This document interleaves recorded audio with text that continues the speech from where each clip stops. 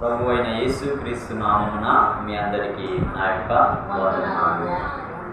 ఈ యొక్క సమయమందు ఆరాధన వర్తమానంగా మనము కీర్తనలు 33వ కీర్తన 1 నుండి 5 వచనాలను ఈ సమయమందు ధ్యానం చేసుకుందాం. చదవండి. నీతిమంతులారా యెహోవాను బట్టి ఆనందగానము చేయుడి, స్తుతి చేయుట యథార్థవంతులకు శోభస్కారము. సితారతో యెహోవాను స్తుతించుడి, 10 తంతుల స్వరమండలముతో ఆయనను కీర్తించుడి. ఆయనను గూర్చి నూతన కీర్తన పాడుడి, ఉత్సాహధ్వనితో ఇంపుగా వాయించుడి. యెహోవా వాక్యము యథార్థమైనది, ఆయన చేయునదంతయు నమ్మకమైనది. ఆయన నీతిని న్యాయమును ప్రేమించుచున్నాడు. లోకము యెహోవా కృపతో నిండి ఉన్నది. దేవుడు తన మాటలు మన వినికిడిలో దీవించునుగాక. ఆమేన్. ఈ కీర్తనలో మొదటి వచనం, నీతిమంతులారా యెహోవాను బట్టి ఆనందగానము చేయుడి. ఇక్కడ నీతిమంతులారా అని సంబోధిస్తూ ఉన్న ఈ మాట ప్రకారంగా ఒకసారి మనం ఆలోచిస్తే, ఈ భూమి అంతటిలో కూడా నీతిమంతుడు లేడు, ఒక్కడు కూడా లేడు.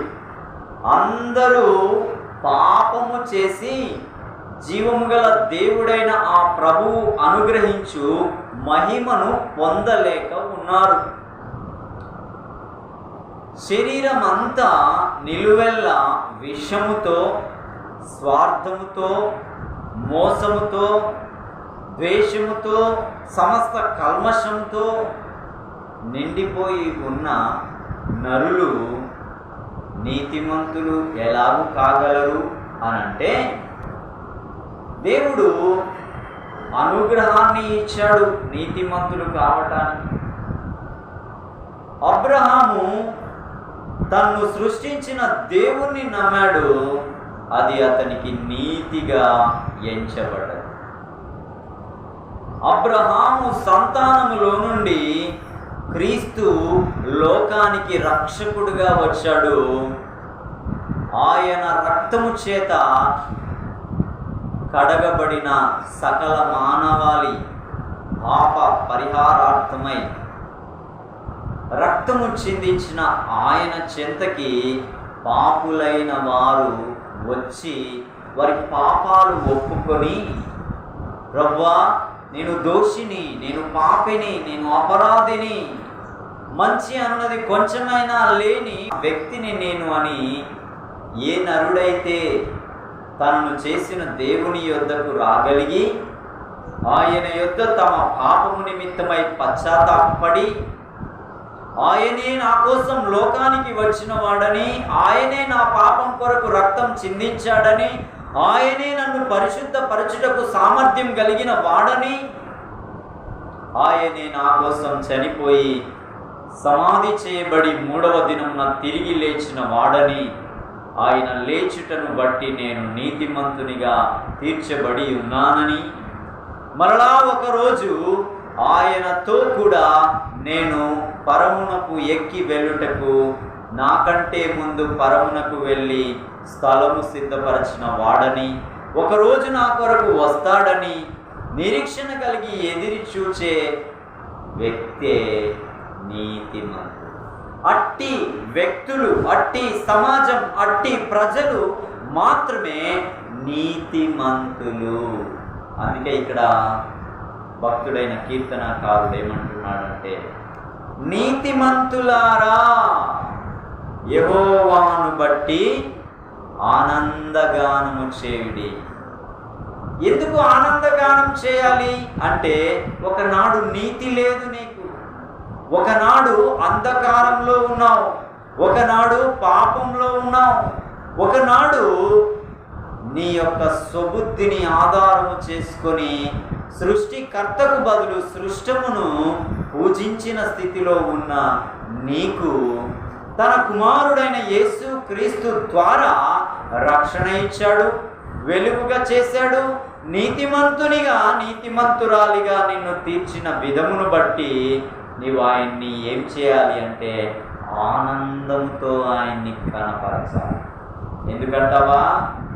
నీ పాపంలోనే నువ్వు చస్తే పాతాళంలో కేకలేయాల్సిన స్థలంలో ఉండాల్సిన నిన్ను తన కుమారుడైన యేసు క్రీస్తు ద్వారా నిన్ను రక్షించి నీకు విమోచన ఇచ్చి నీకు పరలోక రాజ్య ప్రవేశము పొందుటకు వస్త్రమును అలంకరించిన ఆ ప్రభువుని పరలోకమందు నెమ్మది గల ఆ స్థలములో ఎవరు సమీపింపరాని ఆ తేజస్సులో అమరత్వము కలిగిన అద్వితీయ సత్య దేవుడైన ఆ ప్రభువుని ఆరాధించే స్థలంలో నన్ను కూర్చుండబెట్టినందుకు మనము ఎంతగా ఆయన్ని ఆనంద పరవళ్ళు తొక్కుతూ ఆయన కరుణామాన్ని ఆరాధించాలండి.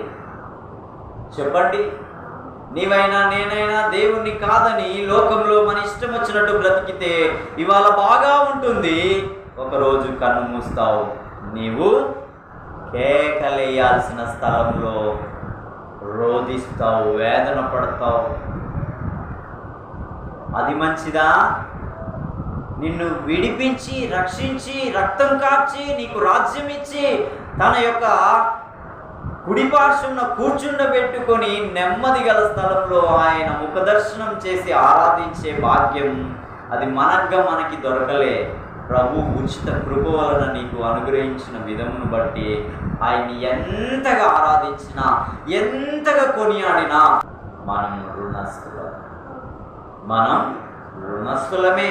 అందుకే ఇక్కడ అంటున్నాడు కీర్తనకారుడు, స్తుతి చేయుట యథార్థవంతులకు శోభాస్కరం.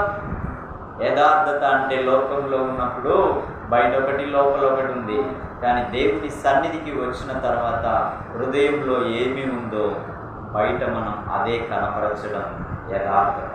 నీ ఇంటిలో దేవుణ్ణి స్తుతించాలి, సంఘంలో స్తుతించాలి, సమాజంలో స్తుతించాలి. ఈ మందిరంలో ఎలాగూ ఉంటావో సమాజంలో కూడా అలాగూ ఉండడం అది యథార్థత. అందుకే స్తుతి చేయుట యథార్థవంతులకు శోభస్కరం. కింద అంటున్నాడు, ఇక్కడ చూడండి, సితారాతో యెహోవాను స్తుతించండి. సితారా ఆనందం వేసినప్పుడు, సంతోషం వేసినప్పుడు అది సితారా వాయించుకుంటూ దేవుణ్ణి స్తుతించాలి. అసలు మనం ఆనందించటానికే లోకం నుండి ప్రత్యేకపరిచి ఆ పాప శాప అపరాధముల నుండి విడిపించి నన్ను రక్షించాలి. దుఃఖం ఎక్కడంటే నరకంలో దుఃఖం. నీకు ఆ దుఃఖపడే పరిస్థితి భూమి మీద కూడా ఉండొద్దని ఆయన విలువ పెట్టి నిన్ను కొన్నాడు. కాబట్టి మనం ఆయన్ని ఏం చేయాలి? సంతోషంతో మన దేవుడైన యెహోవాను స్తుతించాలి. 10 తంతుల స్వరమండలంతో ఆయనని ఏం చేయాలంటే ఆయన కీర్తిని కీర్తించాలి. ఆయనను గూర్చి ఏం చేయాలి తెలుసా? నూతన గీతం పాడాలి. ప్రభువా, నీ కనికరం బట్టి నన్ను రక్షించావు, నీ కృపను బట్టి నన్ను పాతాళము నుండి తప్పించావు. ఇదిగో నీ వస్త్రము నాకు అలంకరించి నీ రాజ్యంలో నీతో కూడా ఉండే భాగ్యం ఇచ్చావు. ప్రభువా, పడిపోయి చెడిపోయి నశించి నరకానికి వెళ్ళాల్సిన నన్ను నీ అమూల్యమైన నిష్కలంకమైన గొర్రెపిల్ల రక్తధారల చేత నన్ను నిలువెల్లా కడిగి నన్ను శుద్ధమైన పాత్రగా చేసి నిన్ను ఆరాధించే వ్యక్తిగా చేశావు. ఇది ఎంత గొప్ప భాగ్యము నాయనా. నీవు నా ఎడల చేసిన కార్యానికి, చూపిన ప్రేమకు, కార్చిన రక్తానికి, ఇచ్చిన ఈ రక్షణకి అబ్బా తండ్రి అని పిలిచే దత్తపుత్ర ఆత్మకు నీ పిల్లలుగా ఉండుటకు నాకు అధికారం ఇచ్చినందుకు నీకేమివ్వగలను? ఏమిచ్చినా నేను రుణస్థుడను, రుణస్థురాలను అని మనం ఏం చేయాలంటే మన పెదాలతో, నోటితో, హృదయంతో ఆయన గూర్చి కొత్త కీర్తన పాడి ఆ కరుణా సంపన్నుడైన ఆ దేవుణ్ణి మనం ఆరాధించవలసి ఉన్నది. అందుకే అంటున్నాడు, క్రీస్తును విశ్వసించిన వాడే నీతిమంతుడు, అట్టివాడే నిత్య జీవం గలవాడు, అట్టివాడే నీతిమంతుల లెక్కలలో చేర్చబడినవాడు. అందుకే నీతిమంతులారా యెహోవాను స్తుతించుడే. ఇవాళ నీవు నేను ఎవరము అంటే క్రీస్తు రక్తంలో కడగబడి క్రీస్తును నమ్మి ఆ నమ్మకమే మనకు నీతిమంతునిగా, నీతిమంతురాలిగా చేసి ఆయన సన్నిధిని శిరస్సు వంచి నమస్కరించి ఆరాధించే గొప్ప భాగ్యాన్ని అనుగ్రహించిన ఆ తండ్రి అయిన దేవునికి కుమారుడైన యేసుక్రీస్తు ద్వారా పరిశుద్ధాత్మతో మనము ఆయన్ని ఆరాధిద్దాం, ఆయన గణనామాన్ని పూజిద్దాం. దేవుడు తన మాటలు మన వినికిడిలో దీవించునుగాక. ఆమేన్, ఆమేన్.